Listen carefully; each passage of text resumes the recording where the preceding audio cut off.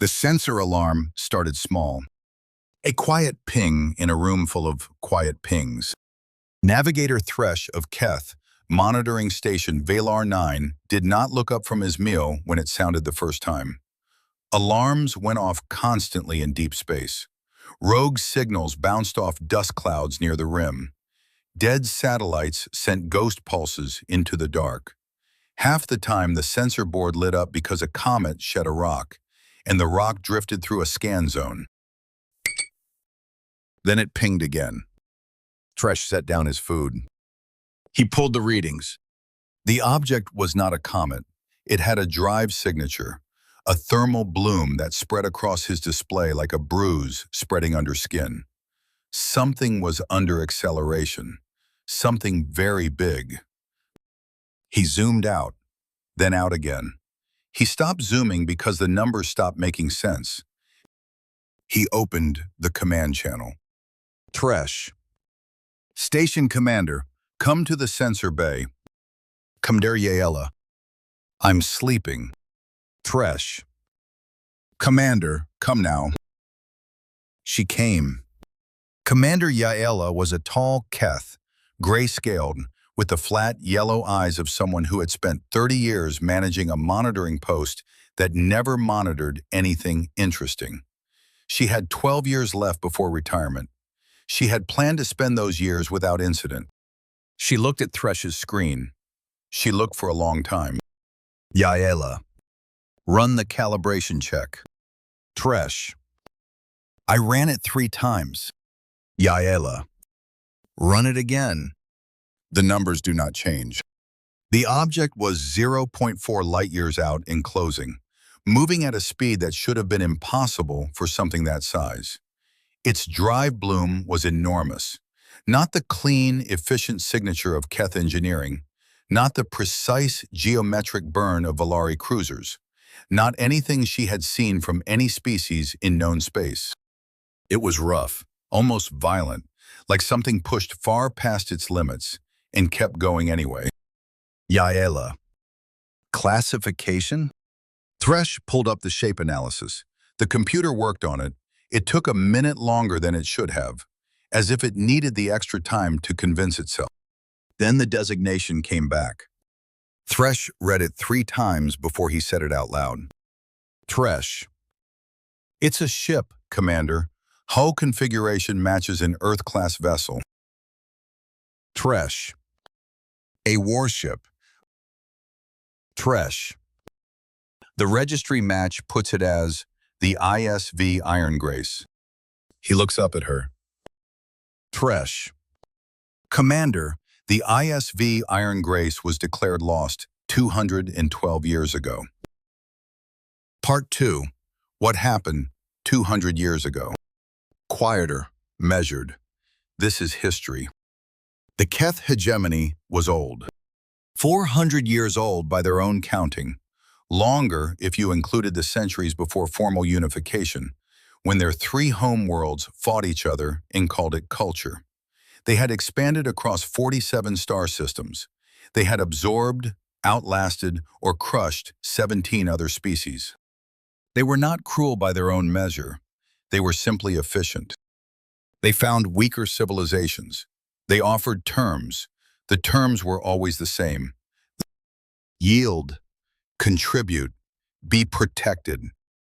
Most species said yes. The ones that said no became examples. Humanity had said no. That was 215 years ago. The humans were young then, barely a century into real space travel. They had found 3 habitable worlds outside their home system and were proud of them the way children are proud of things they don't yet fully understand. Their ships were crude but fast. Their weapons were creative in ways that made Keth engineers uncomfortable. And they had a quality that Keth had no good word for. A stubbornness that went beyond rational behavior. A refusal to stop, even when all the numbers said stopping was the only logical choice. The Keth sent a fleet to the human home system. Standard practice, show of force, offer the terms. The humans shot first. Not a warning shot, not a warning at all.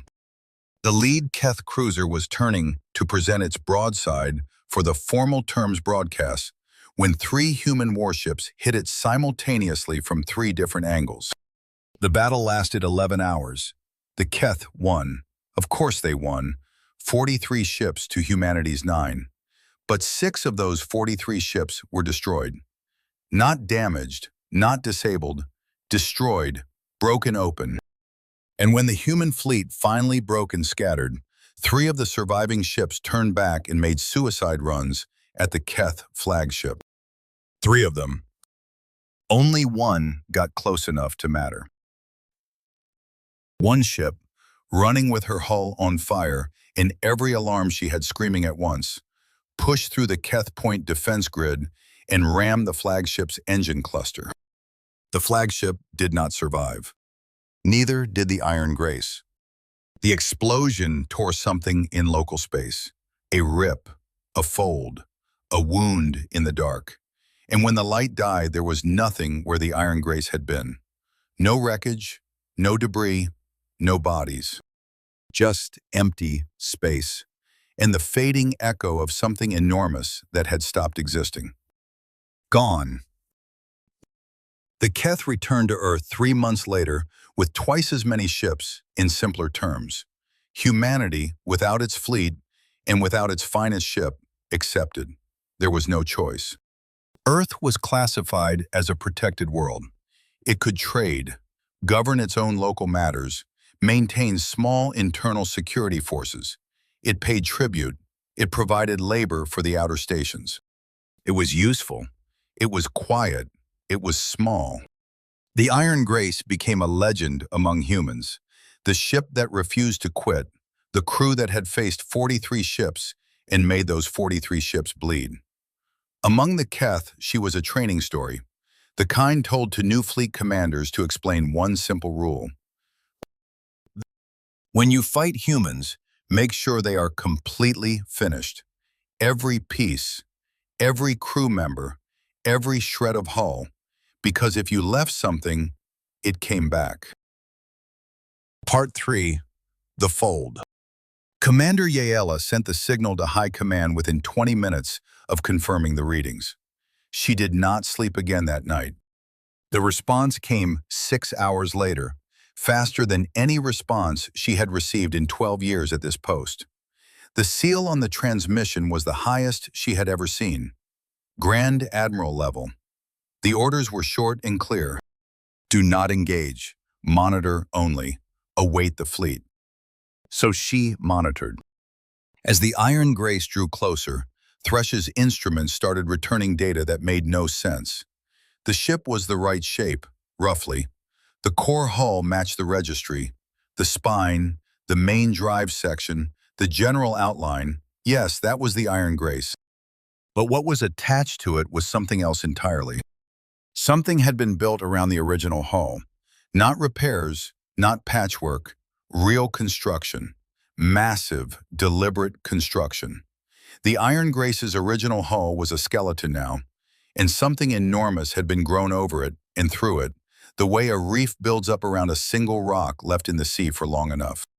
Thresh. Total mass estimate, best estimate, 3 times the original displacement. The original Iron Grace had been a heavy battlecruiser, humanity's largest class of warship at the time of first contact. 3 times that mass put the returning ship in a category that outweighed anything in the Keth fleet except the command dreadnoughts. And there were only 4 of those in existence. Weapons platforms, dozens of them, bolted to every flat surface. Extra shielding, docking bays large enough to hold ships of their own. And along the full length of the spine, running from bow to stern, something that generated a power signature his instruments were not built to measure. He had to patch 3 separate sensor arrays together just to get a number. When the number came back, he sat and looked at it for a long moment. Thresh. Commander, whatever they put in that spine, the power output is equivalent to 3 Keth dreadnoughts firing at the same time.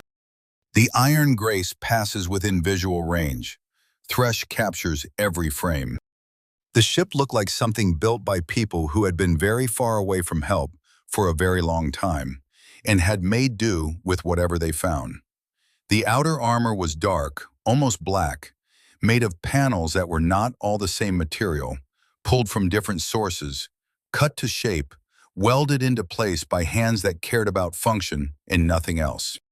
The scars on the original panels underneath were old and strange, not battle damage. Battle damage has direction. These scars ran in spirals and loops, as if the ship had spent time somewhere that space itself moved differently. There were words painted on the hull near the bow, white letters, large enough to read at this distance. We came back. Part 4, The Fold. What happened inside? On the bridge of the ISV Iron Grace, Commander Lena Vasquez stood at the main viewport and watched the stars ahead. She was 34 years old. She had been born on this ship. Her mother had been born on this ship. Her grandmother, Reina Vasquez, had been one of the 41 survivors of the original crew, the ones who came through the fold in space and found themselves in a place that was not on any map. A dead pocket in the dark, a collapsed region of space that had folded shut around itself long before humanity had language, back when the galaxy was younger and rougher and doing things to itself it didn't fully understand. The physics inside the pocket were not exactly wrong. Gravity worked, air stayed air, fire burned, but the rate of time was compressed against the outside. 1 year inside moved like roughly 9 outside. And the pocket was not empty. Whatever had been trapped in it when it folded shut was still there. Wreckage. So much wreckage. Centuries of it drifting in permanent, slow collision. Pieces of things built by hands that no living species would recognize.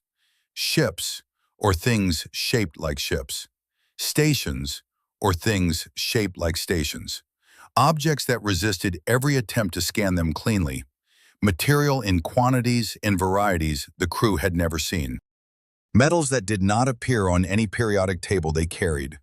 Alloys their instruments could identify as alloys, but could not fully break down. Panels of something that looked like ceramic, behaved like metal, and weighed almost nothing. Chief Engineer Osei had called it a scrapyard. Her crew had called it a gift. 212 years had passed in real space, while the Iron Grace drifted in the fold. 22 years had passed on the ship. Then it was not enough time. 22 years was never enough time for what they needed to do. But they had used every hour of it. They had grieved. They had adapted. They had built. The metal they found in greatest quantity, they started calling it null iron. Not iron at all, but the name stuck because of how it behaved. Dense without being heavy, extremely hard to damage, resistant to heat in ways that should not have been physically possible, and available in enormous quantities because whatever civilization had died inside the fold had used it for everything. They pulled null iron from the wreckage, and they started building. The weapons platforms went up first, not because violence was the priority, because people who had rammed a Keth dreadnought to survive the first time understood that the galaxy did not reward being unarmed. The shielding came next, layers of null iron plate over the original hull, then a secondary layer of another material they found later, something that absorbed energy at the surface and dispersed it laterally before it could penetrate. They had tested it extensively, shot at it, burned it, tried to cut through it with every tool they had. The secondary layer had walked away from all of it. They had wrapped the entire ship in it. The docking bays took the longest. Building ships inside a ship was slow, patient work. The smaller craft, the crew called them arrows, were not fighters in the traditional sense, more like very fast, very angry projectiles with a pilot seat and 4 rail cannons and the ability to dock back on the Grace in under 60 seconds. There were 42 of them by the time the Iron Grace was ready to leave. Every pilot had grown up flying simulations in the corridors, had logged more hours in the actual craft than any pilot in any fleet in known space. They had nothing else to do, so they had practiced. Part 5. We are in Keth space. Hail. We're being tracked. Station at bearing 27. Long-range monitoring post. Keth design. Vasquez. I know. Hail. They've signaled high command by now. They'll send a fleet. Vasquez. Yes. She looks at the stars ahead, somewhere past whatever was coming. Earth. She opened the ship-wide channel. Vasquez, ship-wide. All stations, this is Commander Vasquez. We are in Keth-monitored space. We are on final approach to Sol. Estimated transit time to Earth is 17 days. Vasquez, ship-wide. They know we're here. They are going to try to stop us. Vasquez, ship-wide. They will not succeed. Rest while you can. Talk to the people you love. 17 days. On day 3 of transit, Hale picked up the signal. It was faint, compressed into a very specific frequency that was not standard communication. A survival frequency. One of the old Earth Navy codes, the kind used when a ship or station was too damaged or too monitored to use normal channels. A whisper sent sideways, hoping someone listening would know what to listen for. Lena's crew knew what to listen for. They decoded it in 4 minutes. It was coming from a station called Hera Point, a human-built way station on the edge of the Keth-controlled transit corridor. The signal was 7 hours old. Raid, Keth enforcement, labor seizure, 47 taken, requesting any assistance. God, please, someone. Lena read it twice. Then she set it down on her console and looked at it. 47 people taken for labor. That phrase, labor seizure, was a clean, bureaucratic term for something that was not clean at all. The Protected World Agreements allowed the Keth to requisition human labor for their outer station work. They used that provision constantly. Entire communities sometimes. People pulled from their homes with 2 hours' notice and sent to work in places they had never heard of, sometimes for years. 200 years of this. She had known intellectually, she had read the records, she had studied the history. But reading it and receiving it as a live signal, a real voice, real people, right now, were different things. Hail. Bearing to Hera Point, 14 degrees off our current heading. Adds maybe 6 hours to our transit time. She picks up the transcript again. God, please, someone. Vasquez. Adjust bearing, 14 degrees. Hail. Commander, the fleet will still be where the fleet is going to be. Vasquez. 6 hours doesn't change our intercept time in any meaningful way. Adjust bearing. The Iron Grace turns, slowly, because something that large does not turn fast, but with the steady, certain movement of something that knows where it is going and is not going to be talked out of it. They arrived at Hera Point in 6 hours and 20 minutes. 2 Keth enforcement vessels were still docked. Vasquez, channel. Keth vessels at Hera Point Station. This is Commander Lena Vasquez of the ISV Iron Grace. You are in contact with an Earth Navy warship. You have seized 47 human civilians from this station. Release them to the station immediately. You have 10 minutes. Keth officer, channel. Identify yourself fully. Vasquez. Iron Grace registry does not. 10 minutes, starting now. She cuts the channel. 47 people. She had crossed 200 years of dark to get here. She can wait 10 minutes. The Keth enforcement ships release the 47 in 9 minutes and 40 seconds. They undock from Hera Point with careful, deliberate slowness. The movement of people who had looked at what was sitting 2,000 kilometers off station and decided that being diplomatic was the better option. Both vessels jumped to FTL within 2 minutes. Gone. Just gone. Fast and clean.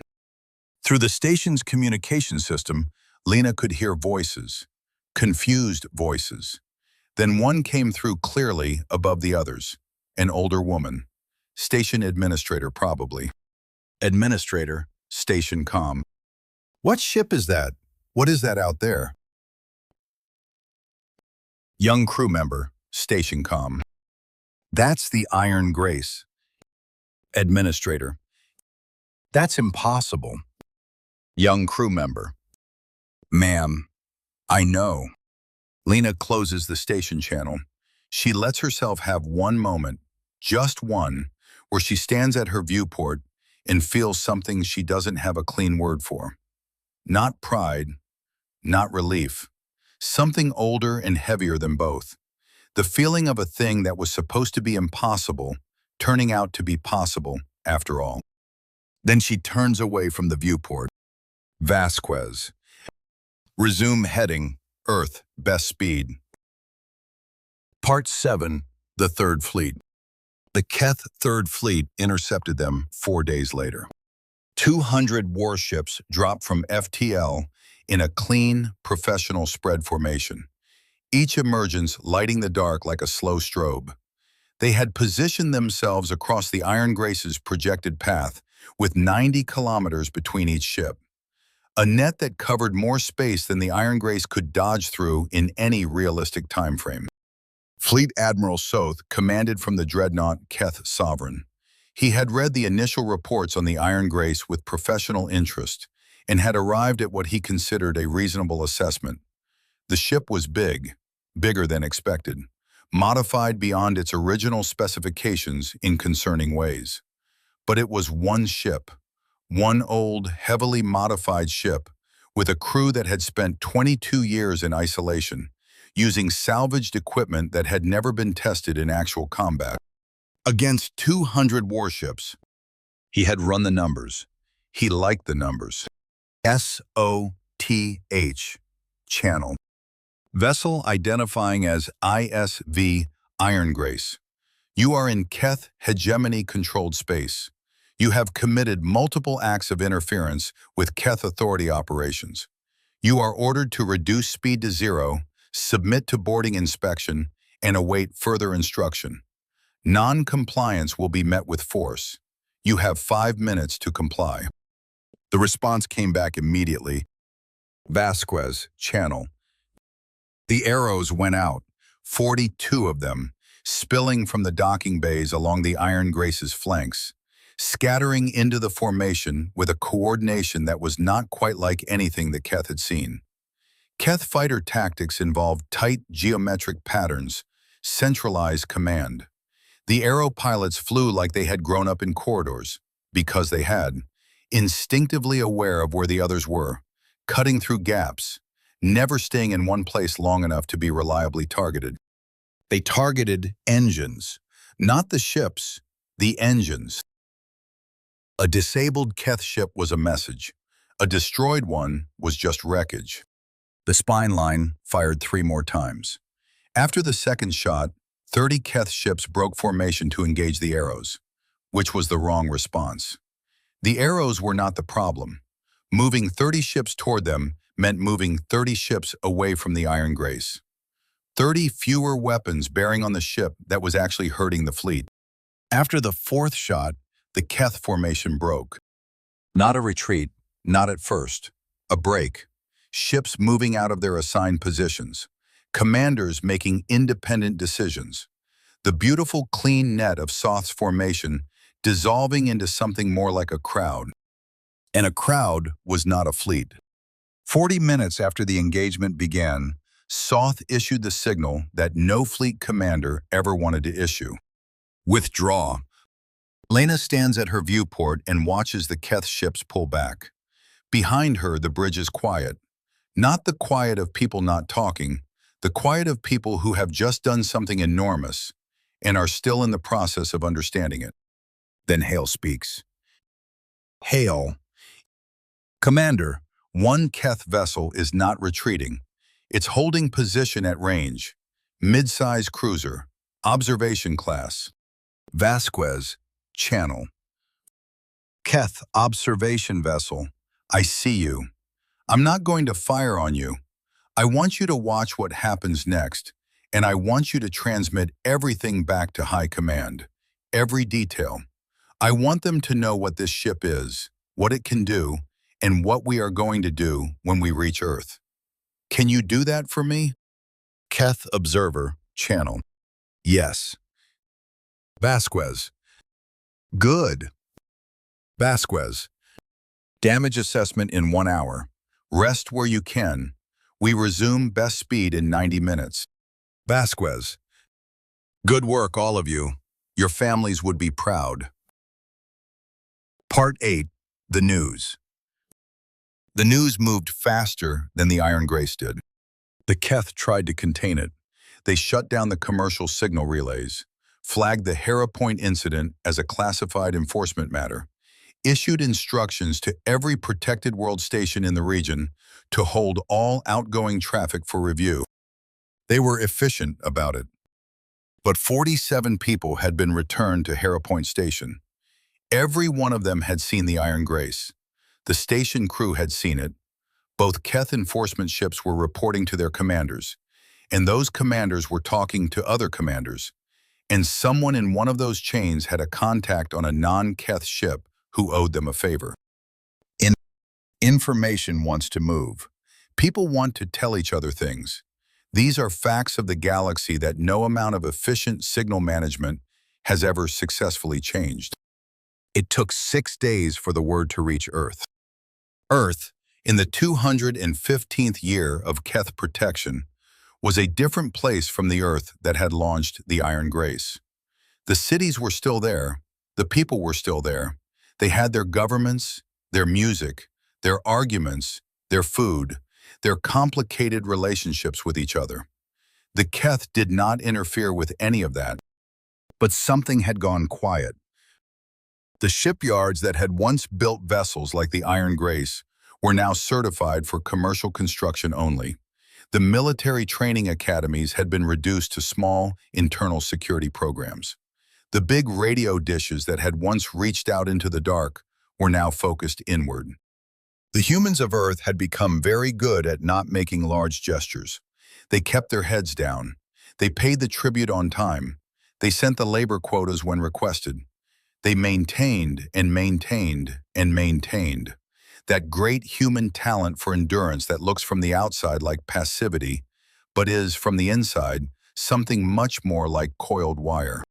When the word reached Earth, not through official channels, because the official channels were locked, something happened in every city simultaneously that had no name in any political science textbook. People did not march. They did not riot. They stood in streets, and they looked up at the sky. That was all. They just stood there and looked up. Part 9. The Garrison. The Keth orbital garrison above Earth consisted of 8 ships, 4 patrol cruisers, 2 heavy destroyers, 1 administrative vessel, 1 communications relay ship. Commander Taz of the garrison flagship understood the problem immediately. If the Iron Grace reached Earth orbit before he stopped it, it would not matter what he did afterward. The signal, the symbol, the image of that ship in orbit above the human homeworld, that would be enough. That would be a thing that could not be undone, could not be contained, could not be managed from above. He sent a request to High Command for reinforcement. High Command told him the nearest available fleet was 9 days out. He had 7. Lena saw the garrison formation on long-range scan and called her senior officers to the bridge. Chen, weapons. 8 ships, 4 cruisers, 2 destroyers, 1 admin, 1 relay. The relay has no weapons worth discussing. The admin vessel has defensive armament only, so, effectively, 6 combat vessels. Hail. Against us. Shen. Against us. Lena studies the formation. Vasquez. They're trying to force us to navigate around them or engage while Earth is still at distance. If we go around, it takes time they're using to wait for reinforcement. If we engage, they're hoping the battle disrupts our approach. So, we fly straight. Steady speed, no evasion. We open a broad spectrum broadcast on all Earth frequencies before we reach their engagement range. Everything, audio, video, text. We tell Earth exactly who we are and exactly what we're doing. And then we deal with the 6 ships. Vasquez. I want the spine line offline. Everyone at the table looks at her. Vasquez. These 6 ships are doing their job. Their commander has fewer options than Soth and worse odds. And he knows both of those things. I'm not going to cut his ships in half if I don't have to. Standard weapons, arrows on standby. We push through clean if we can. Shen makes a note. Vasquez. All right, let's go home. Part 10. The broadcast. So she sat in front of the bridge camera and she told the truth. This is the broadcast, direct, unadorned. Vasquez, broadcast. My name is Lena Vasquez. I am the commander of the ISV Iron Grace, and I am speaking to you from somewhere above the ecliptic on final approach to Earth orbit. I want to tell you who I am and where I've come from, because you deserve to know. 212 years ago, this ship and her original crew rammed a Keth dreadnought to save what was left of humanity's first fleet. They didn't survive the impact, not the way anyone expected. They went somewhere else, a fold in space, a dead pocket where time moved differently. 1 year inside was 9 outside. 22 years passed on this ship. 212 passed out here. We found wreckage in the fold, ancient material, technology none of us had ever seen. We had 22 years and nothing but need, and we used every hour of it. What came back is not the same ship that went in. She is bigger, and she is armed, and she is coming home. The Keth garrison is going to try to stop that. I'm going to deal with the garrison. I am not going to fire first, and I am going to try very hard not to destroy anything I don't have to. But we are coming through. Vasquez, broadcast. 200 years ago, this ship and her crew bought Earth time. I don't know if that's what happened. Maybe the Keth just got comfortable. Maybe the years went by and comfortable felt like peace. That's human. That's reasonable. Vasquez, broadcast. But we are not comfortable anymore. And you don't have to be either. Part 11. Earth orbit. In a city that had once had different borders and a different name, a woman named Sol Reyes was watching the broadcast on a screen above a market stall when the Iron Grace came over the horizon of the camera feed. She saw it, just the shape of it, enormous and dark, and moving with the kind of steady, purposeful weight that very large things move with when they have somewhere to be, and nothing is going to change that. She had grown up hearing the story of the Iron Grace from her grandfather, who had heard it from his mother, who had been a naval history student before the university stopped teaching naval history. She had thought of it the way you think of old stories, true in spirit, probably not in every detail, the kind of thing that gets bigger and more perfect as it passes through enough years. The ship on the camera feed was bigger than the story. Taz ordered fire at 7,000 kilometers. The garrison hit the Iron Grace with everything they had. The ship absorbed it the way mountains absorb rain. The outer hull heated. The second layer dispersed. The point defense system cycled through the missile clusters with mechanical indifference. The Iron Grace returned fire with her rail systems and her secondary energy weapons, targeting engines, and within 4 minutes, the remaining cruisers had lost propulsion. The 2 destroyers watched this. They made a calculation. They dropped their weapon signatures, not a full surrender, but a clearly readable tactical gesture. Weapons powered down, Shields maintained. No more firing.